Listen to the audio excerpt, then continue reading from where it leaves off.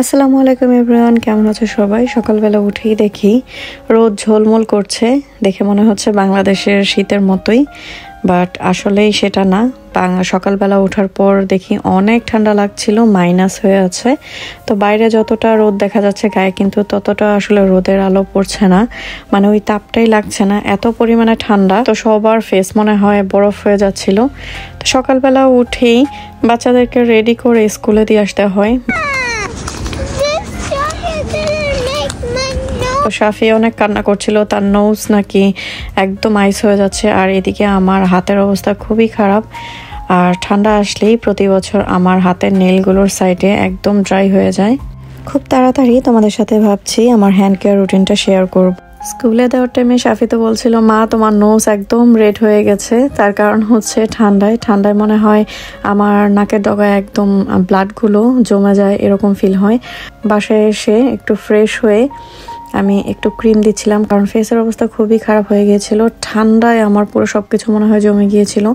বাসায় এসে আবারও হিটিং অন করে দিয়েছি, আর আসার পর দেখছিলাম যে হালকা স্নো পড়ছিল।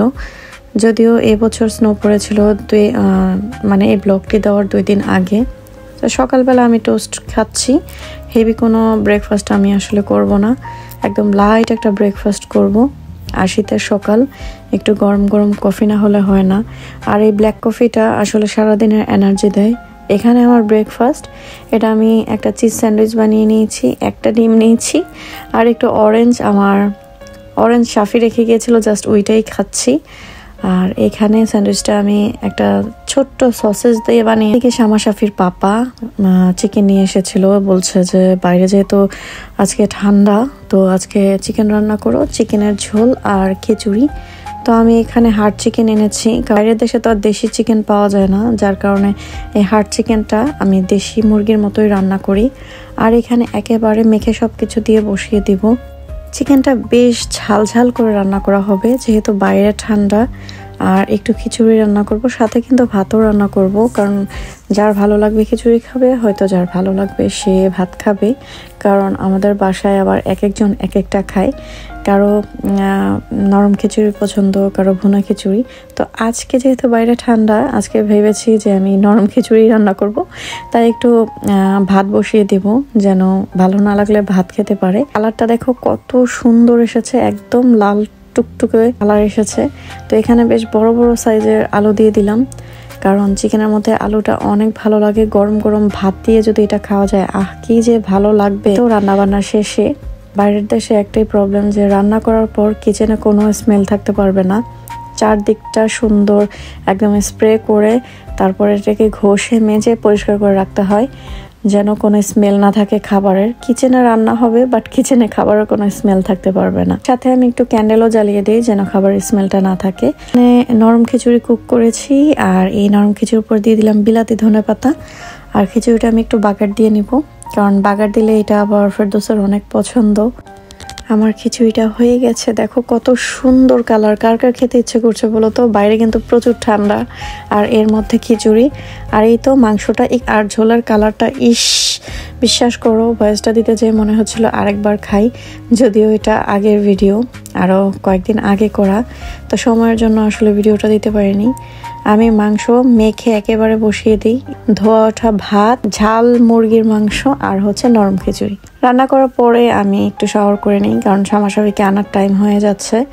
তো সব সময় আমার স্কিন অনেক ড্রাই, যার কারণে আমি ড্রাই স্কিনের যেই ময়শ্চারাইজার থাকে সেটা ইউজ করি। তো আমি এখানে ইউকেতে পাওয়া যায় সুপার ড্রাগের একটা ড্রাই স্কিনের জন্য ময়শ্চারাইজার, এটা না দিলে আসলে আমার উইন্টারে হয়ই না। এই শীতে হাত পা চুল থেকে সবকিছুই কিন্তু ড্রাই হয়ে যায়, তোমরা সবাই জানো। আমার হেয়ারও একটু রাফ হয়ে গেছে, যার কারণে আমি এই টনিকটা ইউজ করছি। এটা হচ্ছে হেয়ার অ্যান্ড স্কাল্প কন্ডিশনার বলে, টনিক বলে, বা সিরাম। এটা 1 থেকে 2 ফোঁটা নিলেই এনাফ। আমার হেয়ারটা একটু লং, যার কারণে আমি 3 ফোঁটার মতো নিয়েছি। নিয়েছি আর এটা স্ক্যাল্পের মধ্যে ফিঙ্গার দিয়ে ট্যাপ ট্যাপ করে লাগিয়ে নিতে হবে। আর সিরামের মতো চাইলেও 1 ফোঁটা জাস্ট আলতো করে নিয়ে 2 হাতে ঘষে হালকা করে চুলের উপরে দিয়ে দিতে হবে, যেন চুলটা রাফ না দেখা যায় এবং দেখতে শাইনি হবে, চুল হেলদি হয়। আর স্ক্যাল্পে দিলে স্ক্যাল্পটা অন হেলদি করে। ভেসলিন সিরাম অ্যান্ড টনিকটা আমি এনেছিলাম আমি যখন বাংলাদেশ থেকে এসেছিলাম। আমি এসেছিলাম এবছরের অগাস্টে। তো আসার সময় দুবাই এয়ারপোর্ট থেকে আমি এটা কিনে নিয়ে আসি। তো এটা আসলে দেওয়ার পর আমার স্ক্যাল্পে এতটা ইমপ্রুভ হয়েছে, তোমরা যারা ইউজ না করবে তারা আসলে বুঝতে পারবে না। এই শীতে যারা আমার মতো এরকম গ্লোই স্কিন বানাতে চাও তারা কিন্তু আমার পেজে একটি স্কিন কেয়ার মাস্ক দেওয়া আছে, দেখে নিতে পারো। এটা সত্যি অনেক হেল্প করে সব স্কিন টাইপ। তোমরা চাইলে যে কোনো স্কিনের উপরে অ্যাপ্লাই করতে পারো। আর এই তো দেখো কয়টা বাজে, এখন কিন্তু 3:30টাও বাজেনি, সন্ধ্যা হয়ে যাচ্ছে। তো বাসায় আসতে আসতে দেখা যাবে পুরো রাত হয়ে গেছে। মানে উইন্টার আসলে দিন খুব ছোট হয়ে যায়। স্নেল কোথায়? Where's this? Snail. Big snail? Yeah. Shama. কি খাও? Banana.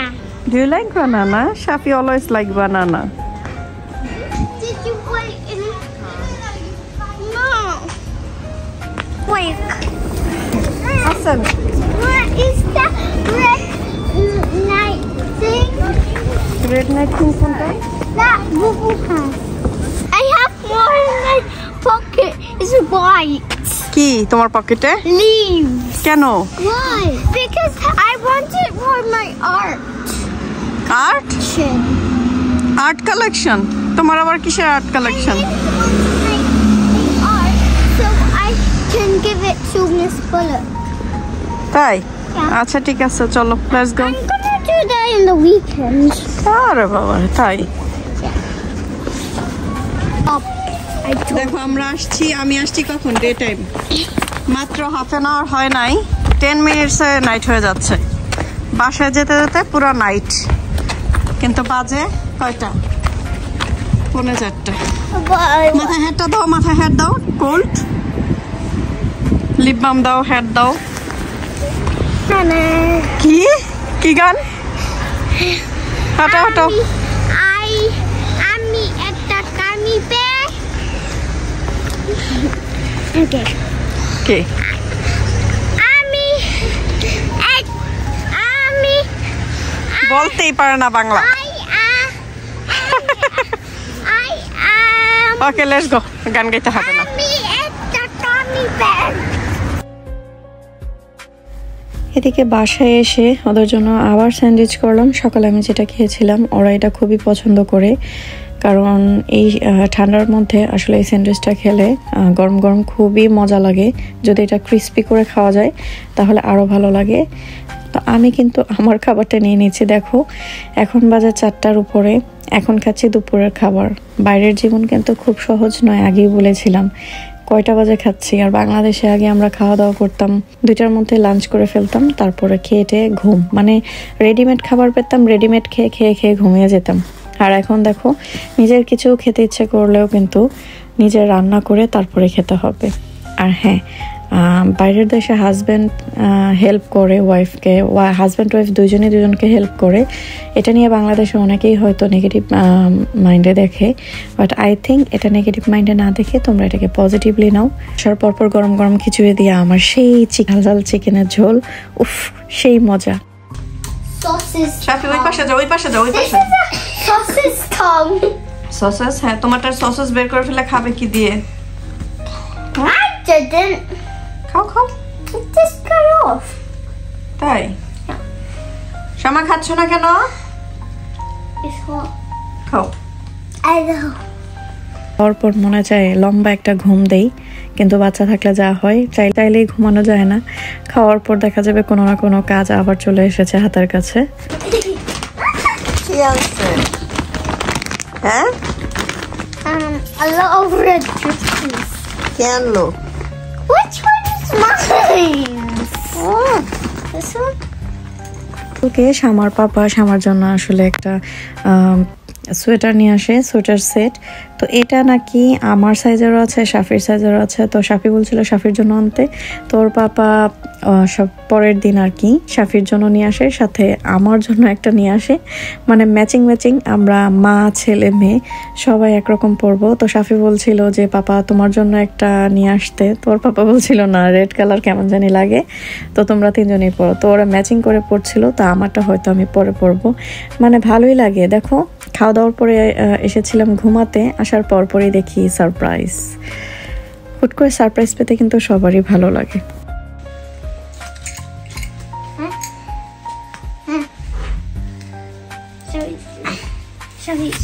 Thank you. Welcome. Mother. Back there. I want to see what's that. Lal family হয়ে গেছে, রেড ফ্যামিলি। শাফি এরকম কর না, দেখ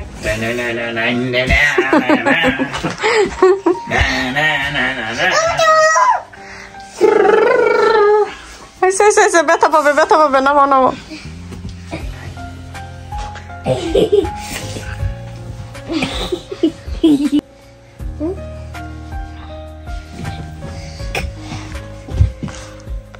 আমার কাছে ক্যান্ডেল অনেক বেশি ভালো লাগে, ইভেন কিচেনে রান্না করার সময়ও আমি জ্বালিয়ে দিই, টয়লেটেও থাকে, সামটাইমস টয়লেটেও আমি জ্বালিয়ে দিই। আর এখন সন্ধ্যার পর ক্যান্ডেলটা জ্বালিয়ে দিলে আমার কাছে কেন জানি মানে মানসিক শান্তি লাগে, মনে হয় ঘর এই ঠান্ডার মধ্যে একদম ওয়ার্ম হয়ে গেছে। তো এই ছিল আজকের ছোট একটি ব্লগ। তোমাদের ভালো লাগলে অবশ্যই লাইক কমেন্ট শেয়ার করতে একদম ভুলো না। দেখা হবে নেক্সট কোনো ব্লগে। আজকে এ পর্যন্তই। তো সবাই ভালো থাকো, সুস্থ থাকো, আল্লাহ হাফেজ।